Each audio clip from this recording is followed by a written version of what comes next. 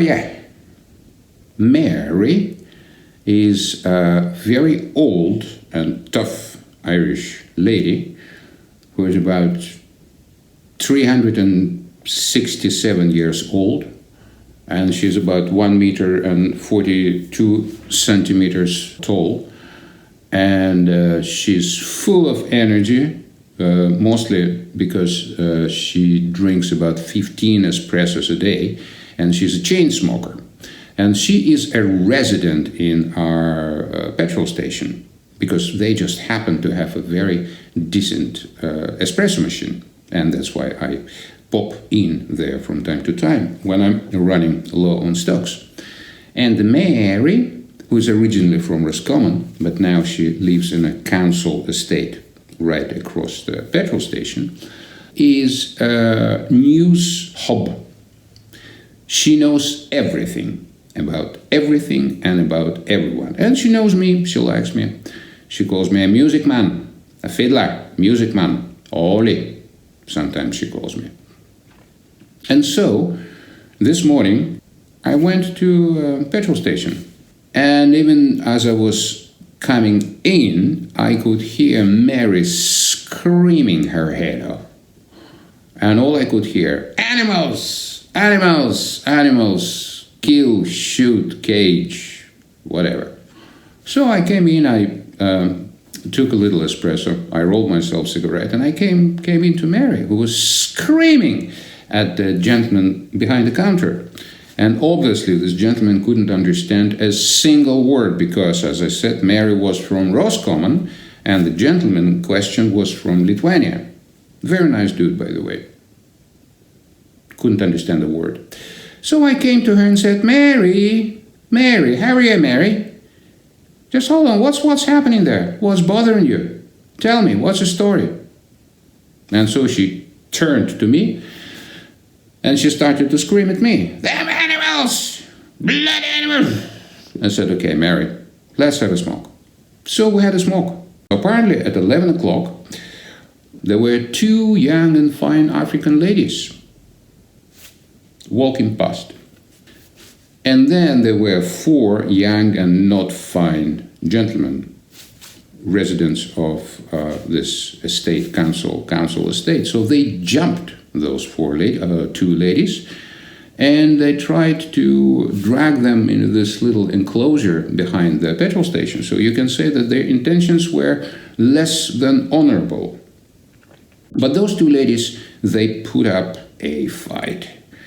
And Mary, obviously, all 25 kilograms of Mary with a cigarette in her mouth, she ran outside and she started to scream at those gentlemen, and then she took her phone out and she started to call police, Garda. And one of those degenerates ran up to Mary, pushed her and grabbed her phone. But there was a knight in a shiny armor riding past petrol station on his white horse. Well, it wasn't really a white horse, it was more like a Toyota Yaris, but he was a knight indeed. So he got out, he looked at this bola, and he went straight into the action. It turned out that this gentleman in question was a Polish construction worker. And as he said later, Poland is not politically correct country, so I didn't really care if any of those gentlemen were underage. All he saw 4 big men beating up 3 small women. He was very precise, very economical, and all I can say, Viva Poland, Viva Polish construction workers. 2 of those gentlemen were taken straight into the accident and emergency in hospital because one had his jaw dislocated.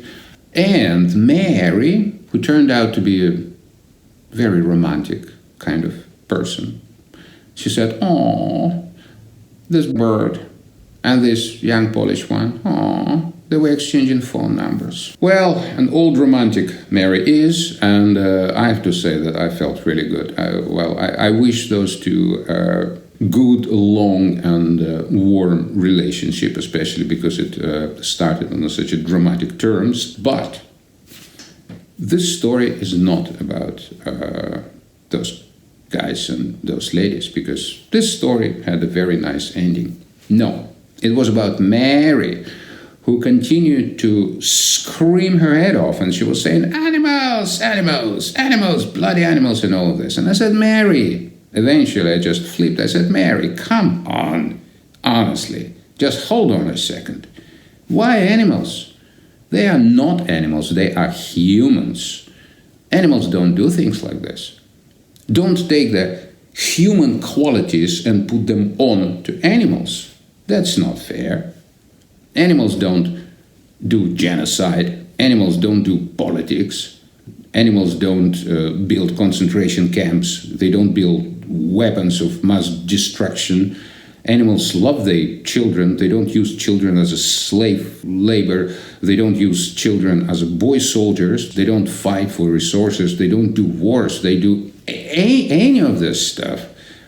It's us, humans, we do that. And when you say animals, it's like, you're taking your responsibility as a human and you transfer it into somebody else, to them. And so, on behalf of this one who I happen to know, and please believe me, this animal doesn't have any of our qualities. He's loyal, he's honest, there is no double layers, there are no politics, nothing. It's absolutely straightforward, and he will fight for you, and he will give his life for you, and you can depend on him for anything. What you see, what you get. He is an animal. He is not a human. Thank you very much. I will see Mary tomorrow again, so I'm sure there will be another dramatical story. But for the moment, from this little creature, all the best, and I will see you soon.